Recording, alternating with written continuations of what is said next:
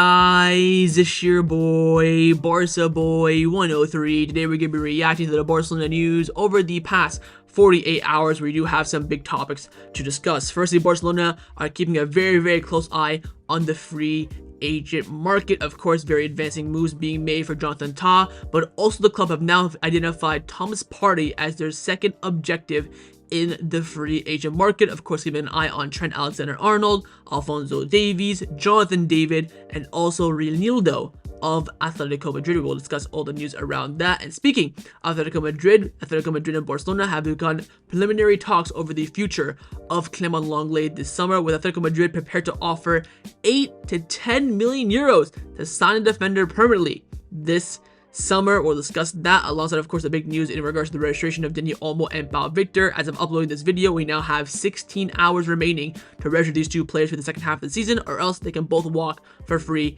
on January the 1st. And we also have some updates around the locker room atmosphere inside Barcelona heading into the new year. Now, before we get into it, make sure you guys smash that like button down below. Let's try to get to 200 likes on this video. It would be very much appreciated. Also, if you are new, make sure you subscribe down below if you haven't already, and let's get into it. Now, before we get into this video is sponsored by Number One Foot. Number One Foot is by far the best replica jersey website on the market, and it's not even close. They have a variety of different items at the absolute best prices. They sent me 2 kits recently. First one is the retro Barcelona kit, the home kit, which I'm currently wearing right now, and also as well the second kit for that season in the blue edition. Oh my god, like, the stitching is fantastic. The quality is, superb. Feels like I have the actual, original kit for a fraction of the price. And if you use the discount code BOY at checkout, you do get 10% off your order. That's BOY. Use it at checkout, and all orders above $80 as well will receive free shipping. So what are you waiting for? Hit the top link in the description down below and get your new football kits today. Let's start off with the transfer news over the past 48 hours. The first piece of news, and the only piece of news that we have, is this report coming in from Fernando Polo of Mundo Deportivo about Barcelona's activity in regards to the free agent market. He gives an update on all the players that Barcelona are following and where the club currently stands on each player. He came out saying that Barcelona is actively pursuing free agents whose contract expire in 2025, prioritizing German center back Jonathan Tah and Ghanaian midfielder Thomas Partey as key targets to bolster the defense and their midfield. Let's start off with that firstly, that Barcelona's main free agent targets are Jonathan Tah and now Thomas Partey. I think Partey is a good player. He's very inconsistent, very injury prone, but on his day, he's decent. On a free transfer, you cannot go wrong there. My only issue is that, of course, like I mentioned a lot of times on the channel, I'll say it again, if we're bringing in a midfielder, one has to lead, because right now midfield is perfect in terms of profiles and stocks and what players we have in which areas. Which pretty much means that if Frenkie de Jong leaves, we're going to be replacing him with free agent Thomas Partey. And for me, that is a massive downgrade. I'm looking at midfield, for example, like Xavi Simons. I understand that he's going to be available for quite a hefty price, but someone like that is what I would expect to come in to replace a Frenkie de Jong, not a free agent injury-prone Thomas Partey. Good player, if he can stay fit, I think it'll be a hell of a deal, but the inconsistency with his injuries is something to be very worried about. Now, in regards to other free agents, Fernando Polo came out saying that Barcelona is also monitoring the versatile Mozambican left-back Reinildo of Atletico Madrid and high-profile fullbacks Alphonso Davies and Trent Alexander-Arnold, though financial constraints and competition from Madrid make these signings challenging. Canadian striker Jonathan David was considered to be an option, but has fallen out of favor due to his preserved lack of starter potential. Very interesting here. So the club are following Reinildo, left back from Atletico Madrid. Good option there coming in under free agent. Wouldn't mind that. Also keep an eye on Trent and Davies. The issue with those two is that the compensation money-wise is really big. Apparently Davies wants a 12 million euro salary, which is around about €250,000 per week, 200k per week,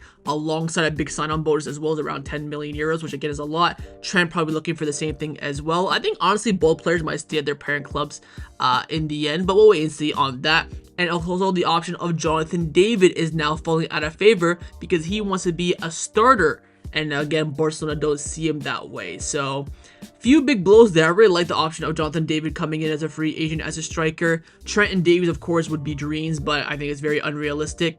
Renildo coming in as a left back competition coverage for Alejandro Balde. I would be open to that. I think he's much better option than the options that we've been linked with. If I'm being honest, your Hugo Buenos and your Mark Pubils and all that crap. At least Renildo has some sort of experience. Good player for Atletico Madrid, again, coming in for free. You wouldn't mind that. So I'll keep your eyes on that. I think, again, Davies and Trent is unrealistic.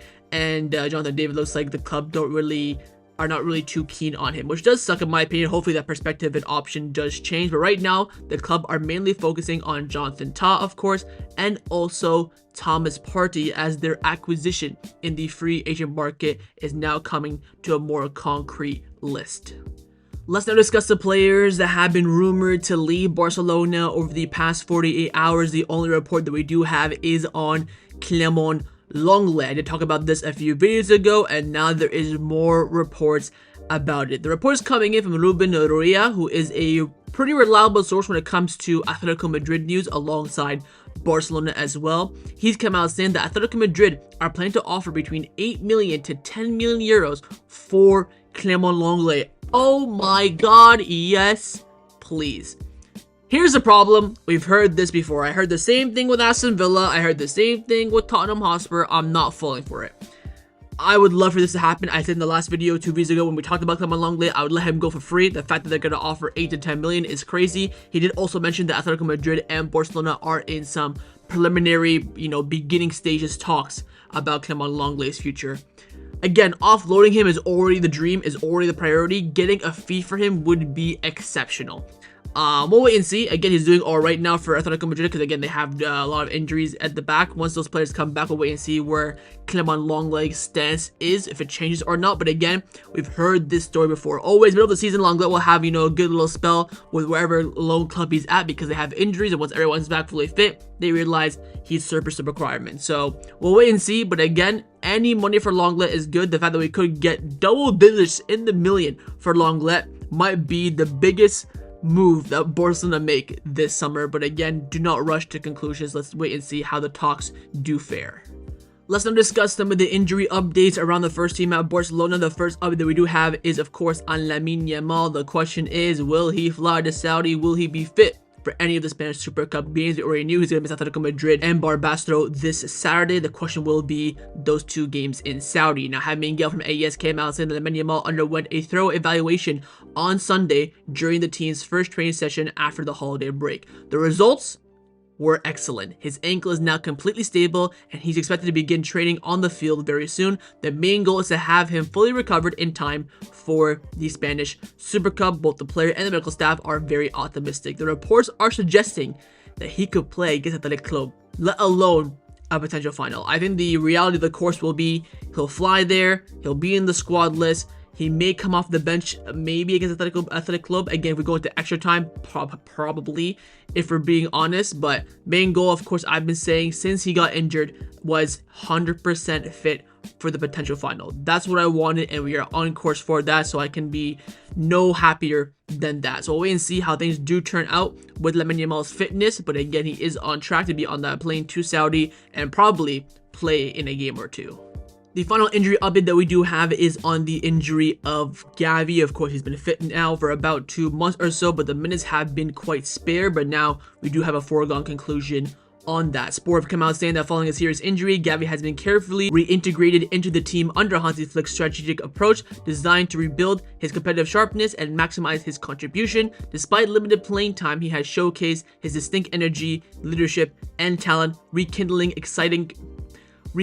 excitement among supporters and teammates. Flick is keen to explore Gavi's potential across various roles, aiming to harness his versatile and quality as a key asset in Barcelona's ongoing development. Pretty much, he's doing all right.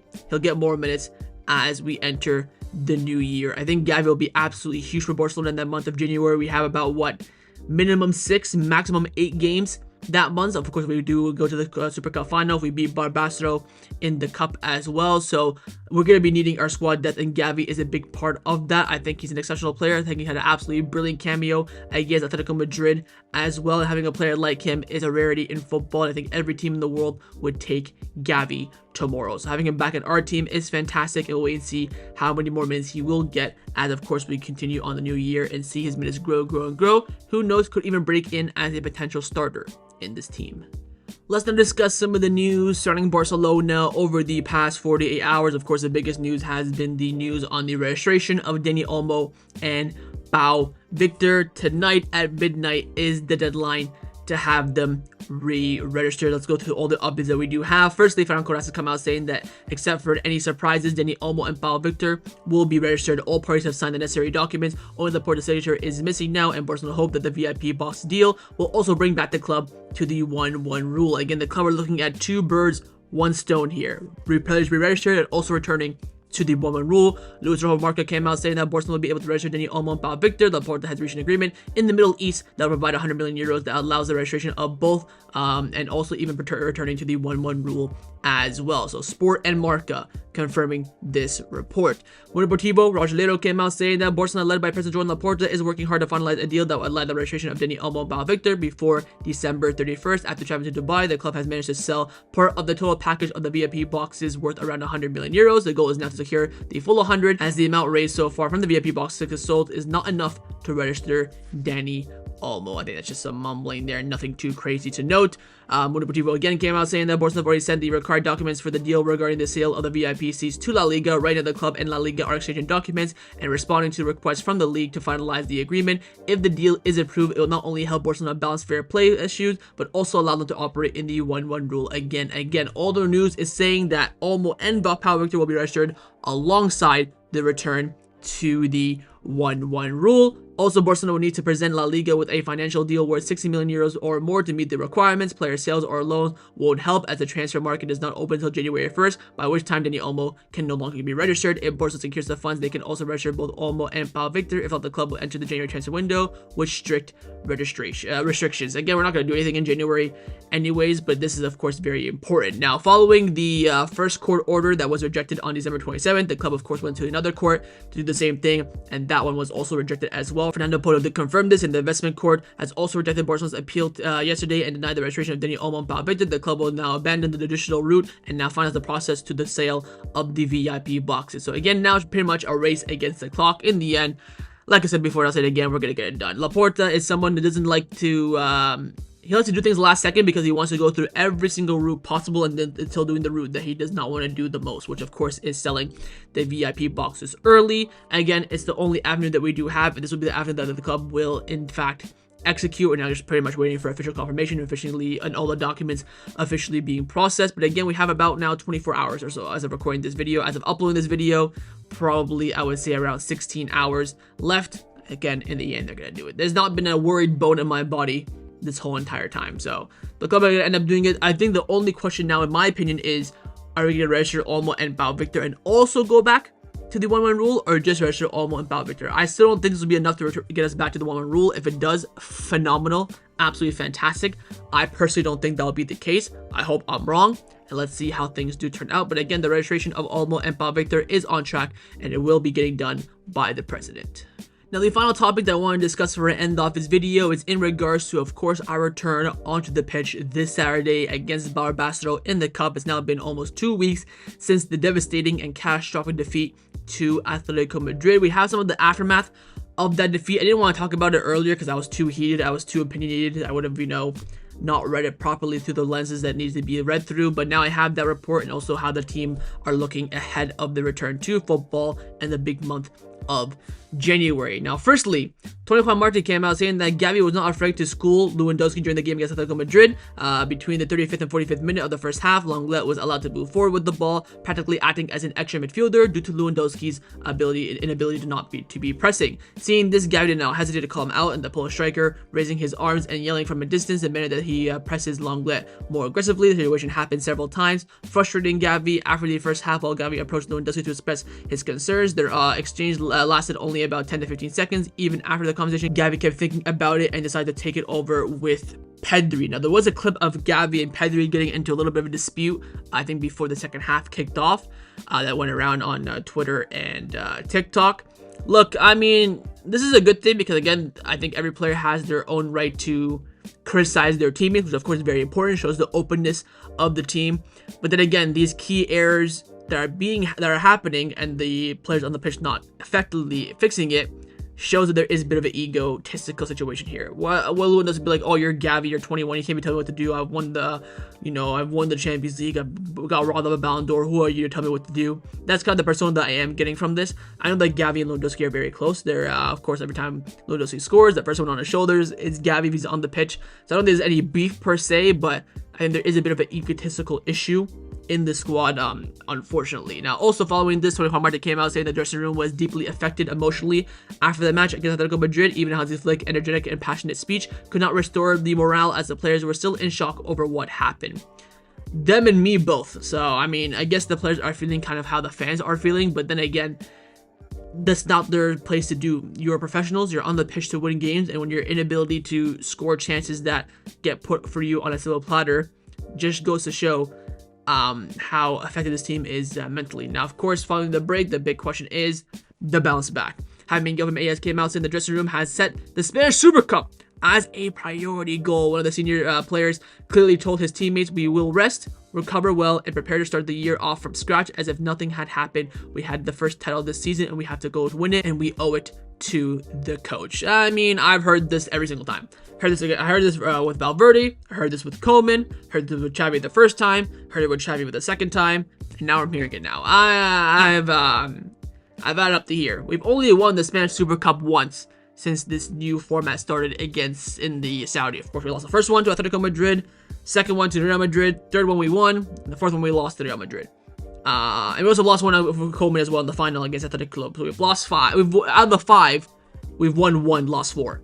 I mean, our Spanish Super Cup record is shite, and I think it will continue. I see this team relying too much on moments to dictate their form and their feeling, and that's not a good sign, in my opinion. I pray to God we win the Super Cup. I hope we do. We have the ability to do it, but Super Cup like this comes down to morale, and a lot of these players have gone through these defeats. If you think about it, the defeat against Atletico Madrid the first time, Athletic Club, Real Madrid, 90% of the team have gone through all 4 of them.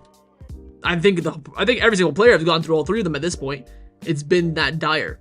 So they know how important the Super Cup is, especially when it comes to morale, confidence, momentum going forward. And it's their job to go out and win it. I hope they do, but this team instills me with absolutely zero confidence until something really changes. But again, they're not right. They're not wrong. Super Cup is going to be very, very important, and it is their job to go out and win it. But as we've seen with this team, they tend to fail at their job a lot. So that was my reaction to the Barcelona news over the past 48 hours. Hopefully you guys enjoyed this video. If you did, of course, make sure you drop a like down below, and of course in the comments down below as well. Let me know your thoughts on everything we did discuss. The main thing I want firstly, of course, is your thoughts on Thomas Partey being a big target for Barcelona in the free agent market. Do you agree or disagree? What I would say in a sense is, would you let go of Frankie de Jong to bring in Thomas Partey for free? I think that's a good switch for Barcelona. Second, your thoughts on Trent and Davies and any sort of fullbacks coming in, even Renildo, Atletico Madrid. Do you think that Barcelona will make those right fullback reinforcements this summer or not? Thirdly, your thoughts on the registration of Olmo and Pablo. Think he'll get a ton of time? And finally, your thoughts on the sale of Clement Lenglet. Do you think it'll happen? Do you think he'll come back to Barcelona and then leave in August as he tends to do every single summer? Or do you think that this time we actually have a suitable buyer for the French defender? And of course, make sure you guys subscribe down below if you haven't already, and I will see you guys next time on the channel. Take care, and Forza Barca.